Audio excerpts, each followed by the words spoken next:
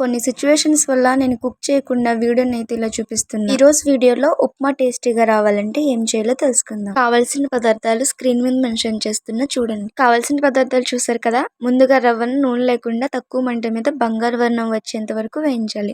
దీనివల్ల ఉప్మా అన్నంలా ఉంటుంది, అంటే ముద్దలా ఉండదన్నమాట. ఒక పాన్ లో నెయ్యి లేదా నూనె వేడి చేసి ఆవాలు, మినపప్పు, కరివేపాకు, అల్లం, పచ్చిమిర్చి వేసి వేయించాలి. తర్వాత తగిన కూరగాయలు వేసి మెత్తబడే వరకు వేయించాలి. గుర్తుపెట్టుకోండి, ఉప్మాకి సరైన మోతాదులో నీళ్లు పోయాలి. ఉప్మా రుచిగా ఉండాలంటే 1 కప్పు రవ్వకు 2 కప్పుల నీళ్లు పోయాలి. తాలింపు కొద్దిగా ఫ్రై అయిన తర్వాత మీరు కొలతగా తీసుకున్న వాటర్ ని తాలింపులో వేయండి. నీళ్లు మరిగిన తర్వాత రుచికి సరిపడగా ఉప్పు వేయాలి. తర్వాత వేయించిన రవ్వను నెమ్మదిగా వేసి ముద్దలు కట్టకుండా కలుపుతూ ఉండాలి. రవ్వ బాగా కలిపిన తర్వాత 2 కానీ 3 నిమిషాలు తక్కువ మంట మీద మూత పెట్టి ఉడికించాలి. ఇప్పుడు కొద్దిగా నిమ్మరసం వేసి బాగా కలపండి. అంతే, స్టవ్ ఆపేసిన తర్వాత కొత్తిమీర వేసి కలపాలి. వేడివేడిగా ఉప్మాను కొబ్బరి చట్నీ లేదా పెరుగుతో వడ్డించండి. సూపర్ ఉంటుంది.